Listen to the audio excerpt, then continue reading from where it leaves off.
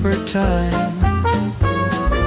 Pour a drink, spill the tea, lose your mind. The spots, the egos, the overtime. And that client from fucking hell still wants one more line. With Tyler, Yuriy, and Alex, it's the Super Duper Show.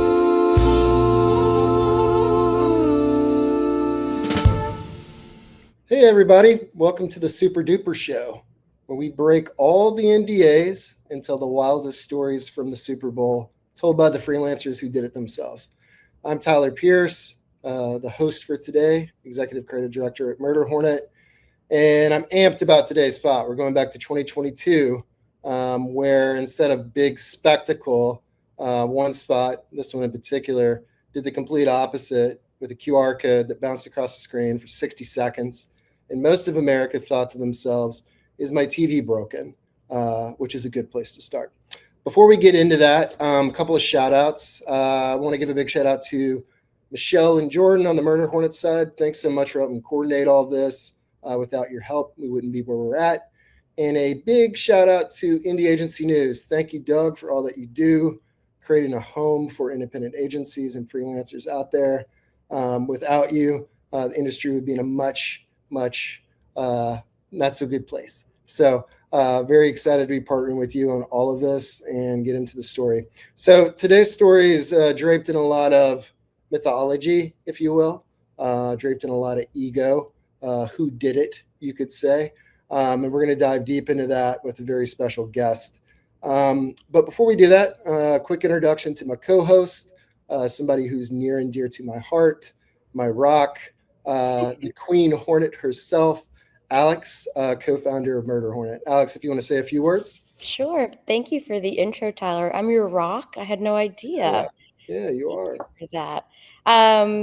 Very happy to be here. Alex McInnes, president at Murder Hornet, hot Atlanta-based shop, proudly indie. Really grateful for the opportunity. Super stoked to talk to Yuriy about this. I believe this is the first time he's openly spoken about this, or publicly spoken rather, because he has spoken about it openly. So very excited to be a part of his whistleblower tale on this spot. And just want to shout Indie Agency News. We're proud members, and any indie who isn't a member should join 100%. It's a great community. So happy to be here. Make it a home, make it a home. So yeah, as Alex was kind of saying, we have a special guest on today, Yuriy, who worked on the 2022 Coinbase QR code ad. Yuriy's a dear friend to Murder Hornet. Recently, we just did Laugh Your Ads Off down here in Atlanta. He and that team did an exquisite job putting on a really great event. So Yuriy, welcome to the Super Duper Show. Shamelessly plug yourself, good sir. Well, first I was going to say this is the last time I saw Alex. She was on top of a Forbes cover, so it's nice to see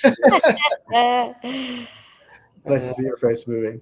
Yeah, I love Murder Hornet. You guys are, what a great team. And we had a great time with Laugh Your Ads Off. That was one of the best shows we've done. Nice. Atlanta is funny. Atlanta is once again funny. Yeah. Thank goodness. Yeah. Yuriy, so tell because this is I think a really good opportunity to talk about like what you got going on besides Laugh Your Ads Off. Where are you currently working? What are you working on? What's got you excited in 2026? So right now I'm like freelancing.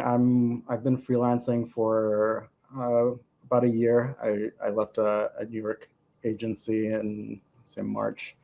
The last thing I did was I did a series of comedy classes for teenagers, which was really fun. And right now we're trying to figure out our next location to do Laugh Your Ads Off. So that might be coming in. Hey, plug. February. Yes, I can't say it yet because it hasn't been locked down, specifically financials.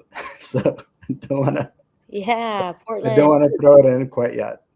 Yeah, we'll get to Portland. Hopefully it'll be. Let's just say it's a really great comedy agency somewhere in the Northeast. Who knows? Okay. Well, can you quickly talk about Laugh Your Ads Off? Because I feel like there might be some interested listeners who would want to partner up with you guys in the future to make that happen in their city.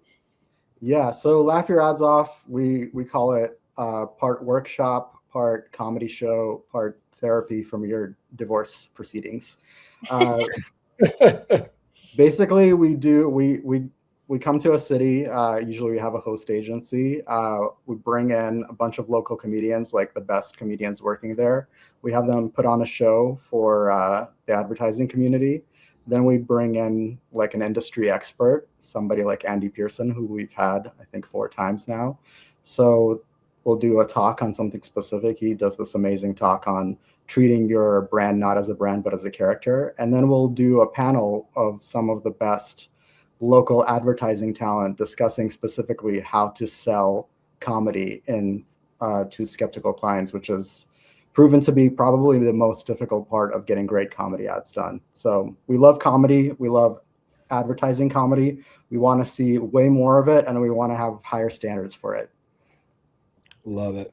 And just to build off Yuri there, it's happened a few times in New York. It's happened in LA. It's happened in Atlanta. So do what you can to support that group.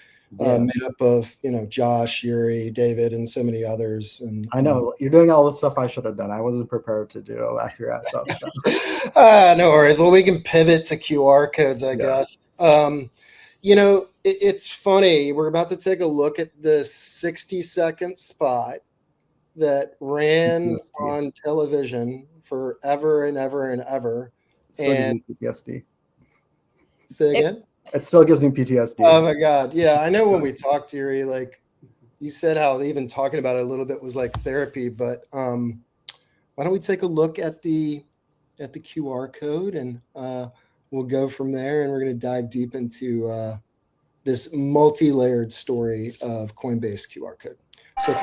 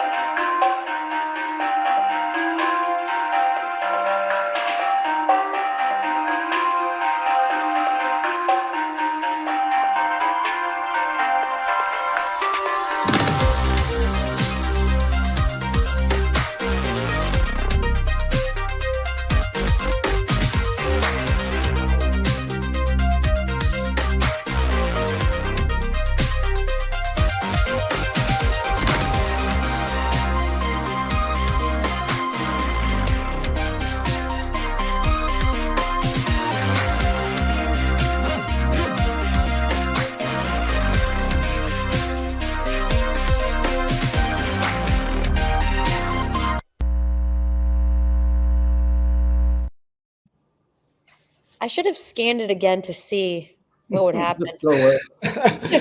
where it takes you now, Alex. Yeah. What a piece of marketing genius. Just observed. Well, Yuri, we'll go through all of it. Like now, I was even watching it the other day, and I was like, "Where did the music come from? Oh my gosh, what is this end of branding that's on here?" So I kind of want to roll it back a little bit because today's discussion, like I said earlier, there's a lot of mythology around this spot, like who actually made the spot, which agency made the spot, which creatives worked on the work. And we're going to dive into that today and the kind of who did it factor. But take me back to 2022, Yuri, like where were you when the brief came in? What went down first? And then, we kind of have a weird one here. We can almost immediately go to Super Bowl Sunday afterwards, but kick us off with that. So the crazy thing is that the beginning is not in 2022. It's in 2021, which was when the Coinbase CEO basically approached RGA. He directly approached a creative director at RGA, Kevin Collar, and he wanted to create an ad that was like the Reddit 5-second spot. So he wanted something super disruptive, not the typical celebrity-driven big production ad.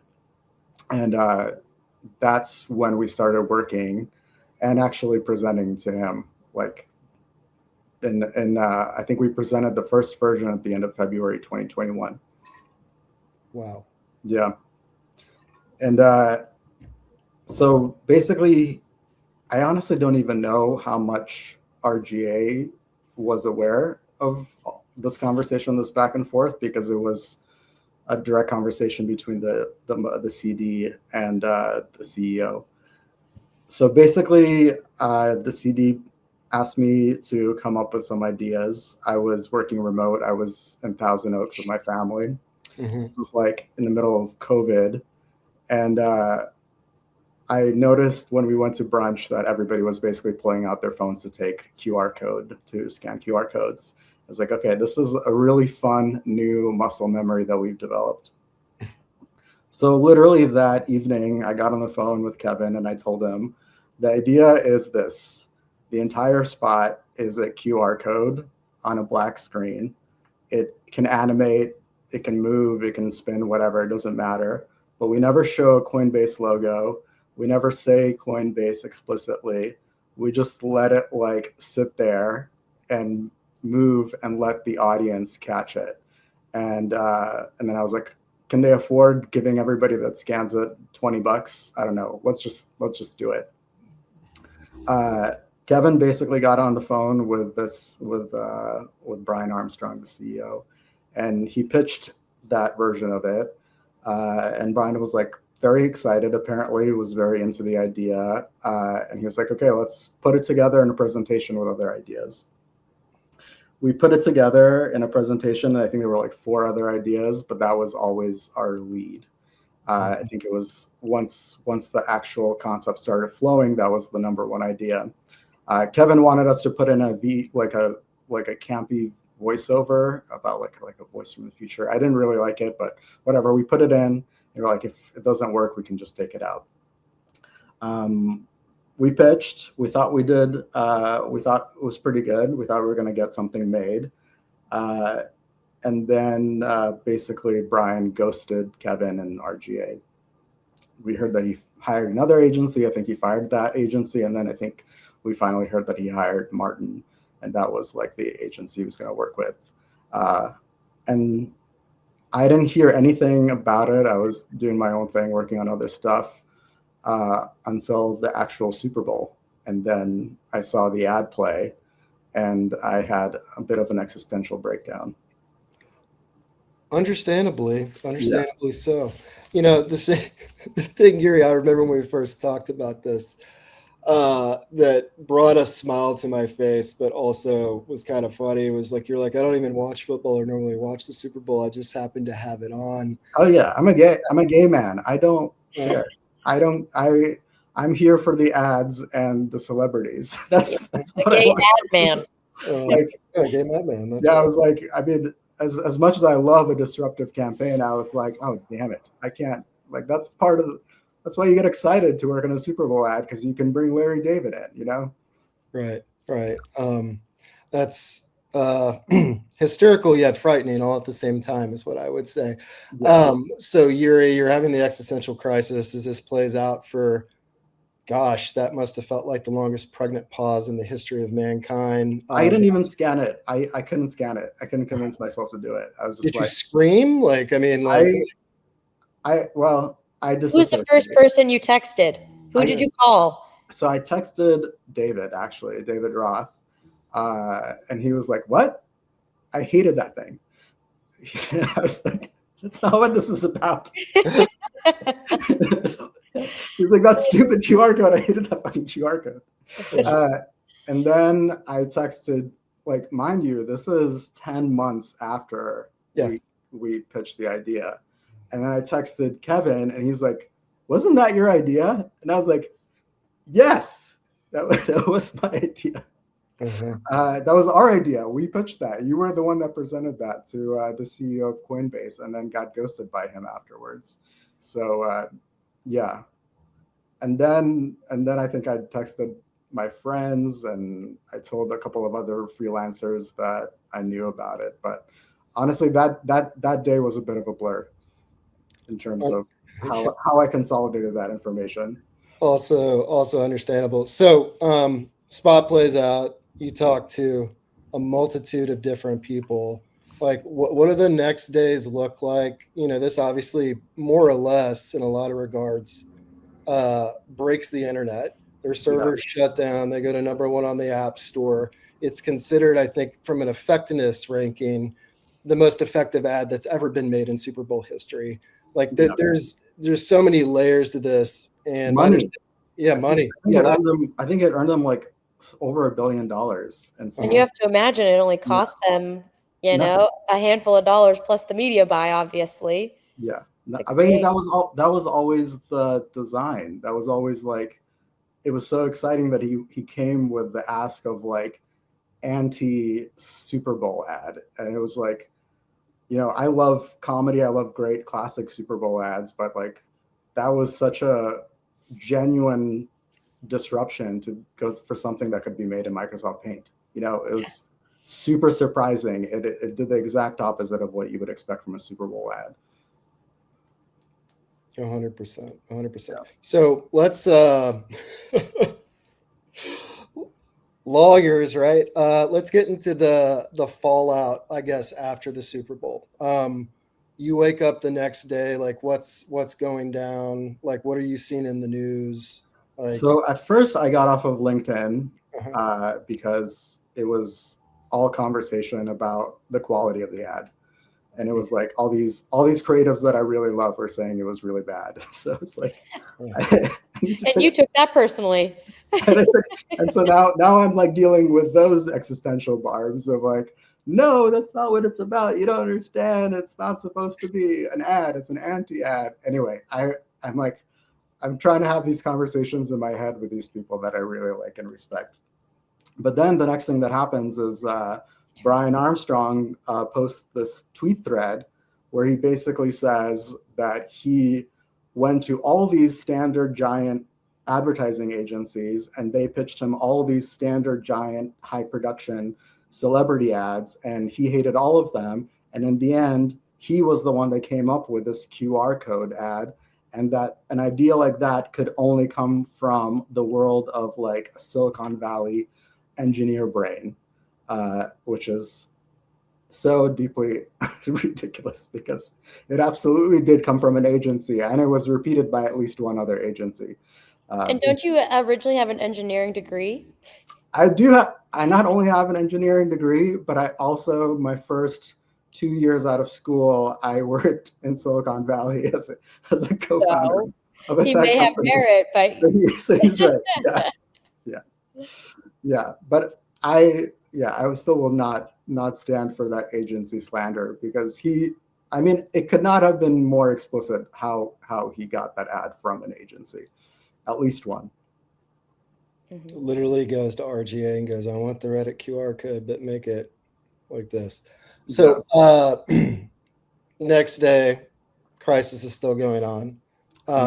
Did you want to? I mean, did you want to speak up publicly? Like, I'm genuinely serious. This was that moment was me consulting everybody I knew about like everybody I knew that was like a freelancer that had been in the industry for over 10 years. I was basically saying, what do I do? How do I respond? Like, do I get into the Twitter mentions? And universally, not one person told me to speak up. Everyone was like, this happens all the time. This is advertising. Like, people told me stories about having an Amazon idea that was totally ripped off. Ideas from Pizza Hut, like all these major brands. And as freelancers, they just said, you don't want to rock the boat because you're going to alienate the agencies that did this. You're going to alienate the company. You're going to get your boss and the person that brings you on in trouble. Like, basically, you just have to take it on the chin and go on with your life and hope for another opportunity where you can be creative again in the same way. Which I now recognize is probably the worst advice anyone can give you, because how many times are you going to get the opportunity to do an anti-Super Bowl ad in your career? Zero, probably. Yeah. So, I mean, Yuri, you're going through a lot while this is all going on. I'm curious though, because with the fallout with this, with the CEO, like getting on Twitter, kind of braggadociously talking about this. Do other people come out and start saying that it's their work or that they pitched and that there's backlash from these other agencies? Yeah. So then for me, the story becomes even more absurd because at first it was the narrative of the chauvinistic tech CEO taking credit for ideas that are not his. And that's already one thing going on. But then Kristen Cavallo, I think that's how you pronounce her name, she comes out and says she was the ECD of Martin Agency, that they had pitched this QR code idea, and it was on like pages 12 to 19 of the deck that they presented in August of 2021. And first of all, I don't understand why you need 8 pages to present a QR code, a floating QR code. Yeah, you never know, right? Yeah, it's maybe just like a lot of proof that people love scanning QR codes. Anyway, I don't want to dismiss her, but basically, then she and the CEO of Coinbase got into this giant Twitter war, and the media goes crazy. The advertising media goes crazy. She gets thousands upon thousands of comments and links. And then I can see that the advertising press is framing this as a story of this like ballsy, chauvinistic tech CEO, male CEO taking credit for a woman-led creative team. So that becomes the new story of what's going on. And this is like, on the tail end of Me Too. So the story blows up and gets even bigger. And meanwhile, I'm watching this just like, how did you describe it, Tyler? I don't know. I kind of feel like you're in the middle of a tennis match. It's just going back and forth, it's wild, I'm trying to think, Kristen, she was at Martin Mullen Lowe. I think she's now doing something else, but CEO. But it's interesting, I think, somebody coming out and sticking up for their people, above anything else. Like Super Bowl aside, for me, it's very interesting and inspiring in a lot of ways for somebody to come out so publicly, kind of get in a bicker like that, and defend their people, because I just think that's a truly, truly amazing quality of hers, for sure. Yeah, I mean, listen, if I was objective, I would feel exactly the same way. I wish our ECD and our executives did that, because I'm pretty sure they knew. So it's strange to me that they didn't want to get into the fray, because this thing won every major award. It got on every single list. It comes up on every single list. So, and I really felt like, because I was a freelancer, it was like I was out on my own in that moment. Yeah, it was kind of shut up and just take it and just go to the next thing, and life will go on. And it's not the case. I mean, it's something that probably of any commercial recently is everybody goes, "Oh, I want something disruptive like that," like every single time, which I find quite interesting. So I've had it referenced as this is what we want more than 8 times. So it's just like you bring on a wet sweat every single time. Interesting. So, I mean, how long does this go on for, Yuri? I mean, you just kind of like eventually it just kind of everything settles down and I mean, honestly, I think I just got back to work and did what you do. You throw yourself into something else. I just sort of chalked it up as like, I was convinced that it's a normal thing. I think that's the saddest part, is that like literally everybody I talked to had that story on major accounts and major business. And I accepted that was like a part of doing business as a freelancer, is that this is just something that happens. Your ideas get taken, they get changed 10%, and then the credit is gone. But I think what ended up like bringing it back was that literally every single year, when the Super Bowl comes around, they release a top 10. Somebody releases a top 10 list of the best Super Bowl ads of all time, and it's always there. Like usually in the top 5. So, I can't not think about, like, if I had stood up for myself and I had taken credit and made a big fuss, how that would have affected me or the trajectory of my career, and also I just would have been much. I wish I did that because I think I would have been prouder of myself if I had talked about it. And I don't like that. I really hate the idea that we accept this as a normal part of our business. Yeah. I think I do stand-up comedy too, and this used to be a normal thing in comedy of people just taking each other's jokes, changing a few words, like maybe changing a non-essential piece of the setup, and then having the same punchline as like that. But they had the Carlos Mencia moment when Joe Rogan basically called him out and destroyed this guy's career essentially. And now comedians are way less likely to steal other people's material. But it was completely normal. I mean, Robin Williams was famous for bringing a checkbook to comedy shows because he would take people's jokes and then he'd get off stage and write $200 checks to them because he had just taken their jokes while he was performing Stream of Consciousness. And that stuff stopped. And I'm just like, why are we accepting this when millions of dollars in careers are on the line? So, yeah, it's kind of funny. One of my questions, I was thinking about this last night, was, if it had to all play out again, it's like hindsight's always 20/20, right? But yeah. What would you have done, right? As you were talking, the idea of like creative integrity, right? I think like that, it's a beautiful thing. I think the way that, Alex and I work, and specifically with freelancers, I'm not going to name the pitch we were just on, but we just got done with the pitch, and, the freelancers came up with like some beautiful work. And it's important for us, that credit goes where credit is due. And, I think there's some accountability to that. And I think the idea of calling people out on that BS is really important. You've heard the stories in the past of, maybe famously, I remember when I interviewed at Saatchi, I was walking by all the Cannes Lions they had on the wall.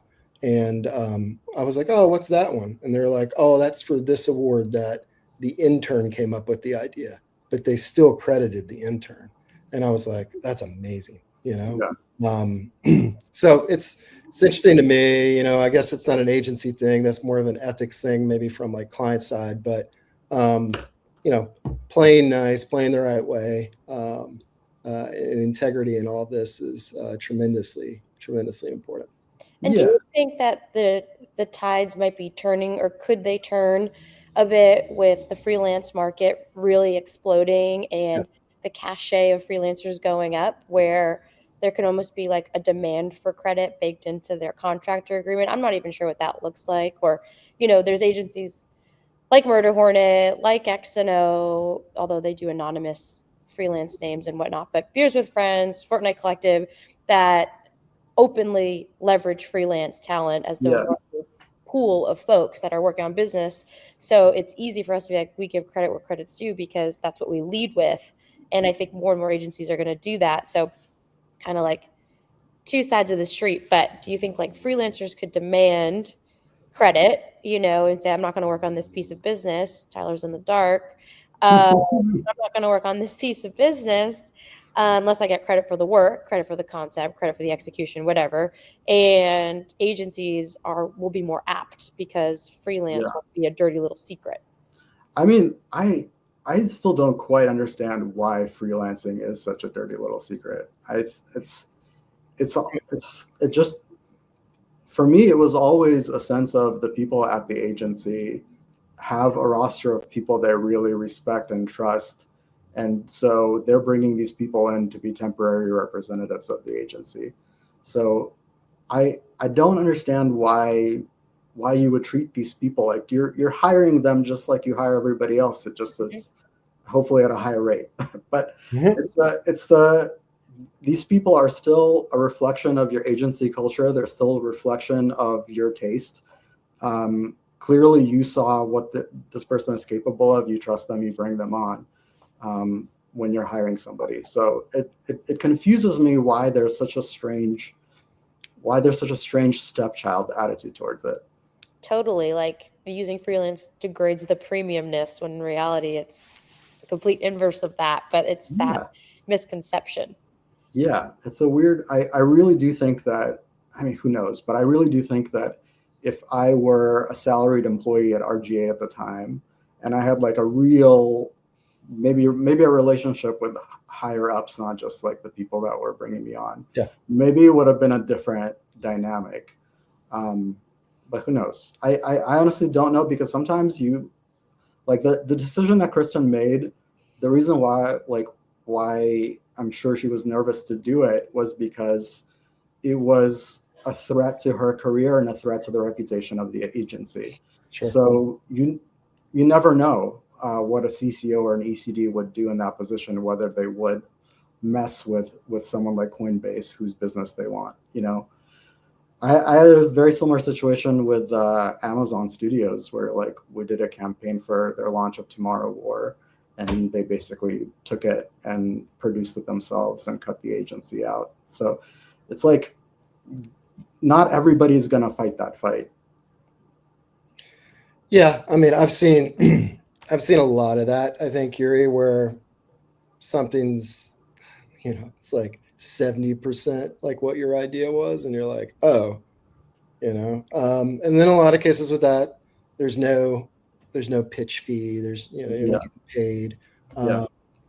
Yeah. So I think that's maybe why for Alex and me and everybody here at Murder Hornet, it's important that the chemistry check and that relationship from the jump has that respect, has that camaraderie, has that collaboration, and it's very transparent. And I will just go ahead and say it. We're always going to be giving credit where credit is due here. It's one of our, one of the codes that we live by. No QR codes, but so that's tremendously important to us. Yuri, I mean, you think if you got credit, like your life would be forever changed, or you're getting credit right now? Who knows? Who knows? I mean, listen, it's not like, I'm not saying I've had like some miserable existence. I've done fun, great projects after that, but I do think it's a big enough spot and a big enough moment where I do think like people talk about like not doing work for awards, which is obviously you're not doing work for the awards. You're doing the work for the opportunities you get after the awards come through. And so that's what I'm like most interested in thinking about. Like, what are the opportunities that open up if everyone knew that this is an idea that like we came up with? I do have to say we did not come up with the DVD effect. It was just the subtly animated QR code. So whoever came up with the DVD effect, that was a good push. I have to admit that was not something I came up with. Well, I think I might have come up with it if we had more than 3 days to contemplate. Yeah, I was going to say, and shout out to jinglepunks.com for like the free music they threw in there too. It all just works. Yeah, it's quite the touch. Alex, what are you thinking? What question do you have? Yeah, this is the first time that Yuri is sharing this story. So, I mean, what does that feel like? It's going to be blasted all around for all your peers, friends, and enemies to see. Do you know Dr. Orna, the one that does couples therapy on TikTok? She's no, but I know what's the other one like. She always like leans in and stares really hard, and she's like, "Wait, what are you doing now?" She does a lot of that stuff. Anyway, she's so good. She's like an extremely charismatic person and a genuinely good therapist, which I think is actually pretty hard to find. But this is what it feels like. It's like I think I'm coming into this being like, I'm going to stop pussyfooting around it. I'm just going to say exactly what happened, exactly what I remember. let people make up their minds about it. You know, my roommate says I'm standing in my truth, which is one of the most disgusting copywriting pieces. It's so deeply corny and grotesque in terms of like word choice, but that's what's going on. So here I stand. Applaud you for it. Yeah. Well, I hope today's creative therapy, Yuriy, was good. Alex and I've been talking, and I've been looking forward to this one because of all the weird twists and turns that it's gone on. It's a crazy story, genuinely a crazy story. Yeah. Definitely. And I think that, can you name any Super Bowl anti-ads that happened before this? Because I feel like they're kind of, Reddit. Unfortunately, Reddit. Yes, of course. Yes. Yeah. But I feel like that has become more and more of a thing, just with people wanting to like return to authenticity and not have things be overly curated and AI slap. And I feel like, the anti-ad is so much more relevant with each passing year. But I feel like that was, first I mean, it's one of the first of its kind. It's become shockingly, it's become iconic. Like, it's become a symbol of and also I hate that he like talked shit about like hating that Super Bowl ads were funny. Like, this was a joke. This was always a joke. The fact that he doesn't understand that tells me everything I need to know about like the way that he understands humor and cultural critique. It was supposed to be a really punk rock, fuck you. We're not going to spend we're going to spend literally $3 on a Super Bowl campaign that everybody knows cost $14 million in media buy. Like that was the entire idea. And he was like crapping on using comedy and jokes. It's like the whole thing is a joke. So that was very frustrating to hear because I shall have no criticism of joke structure. Well, the good news is your beautiful work and the work of many others, I'm sure, will continue to be studied for years and years to come. So it is truly, I think, something that has become part of culture, Super Bowl culture, and I guess hate threads on Twitter. So there's a lot to that. And I do want to ask you, you received all of this advice that, looking back, you don't necessarily agree with. What advice would you give today? I would say, do not take that advice. Don't shut up. It's you don't necessarily have the biggest platform, but it's shocking to me how someone with a small platform can say something that's genuinely incendiary or authentic, and how that can become picked up. So I would say, take credit, claim your work, put it in your portfolio. The more I work with younger people and the more I talk to like people coming into advertising right now, the more I'm just like, stop being scared of the structure. Like, it's inherently unstable. There's nothing that you can do that's going to guarantee you stability. And maybe the worst thing you can do is allow someone else to take credit for your work, because your entire currency is the quality of your ideas. So, well, Yuriy, I was just thinking back to when we talked a little while back. I said it's not even in your portfolio right now. Did you add it back in? It is in my portfolio now officially. Good. Yeah. And say like on credit, Brian, whatever his name was. Right now it's on row 2. The next version of my portfolio that's coming out by Friday is going to be on row 1. So nice. You got some fresh work you're throwing on there that you're excited about, or what? Yeah. Good. Well, everybody check out Yuriy's new portfolio. One of many people who supposedly, probably, maybe worked on Coinbase QR code 2022. No, it was really great. Brian Armstrong. This was Brian Armstrong. Yes. Yeah. And Alex, thanks so much for your candor and your amazing questions. And it's always good to see your beautiful face, Yuriy. What a great interview. Thank you guys so much. Thank you. Hey there, fella, it's super duper time. Pour a drink, spill the tea, lose your mind. The spots, the egos, the overtime. And that client from fucking hell still wants one more line. With Tyler, Yuriy, and Alex, it's the super duper show.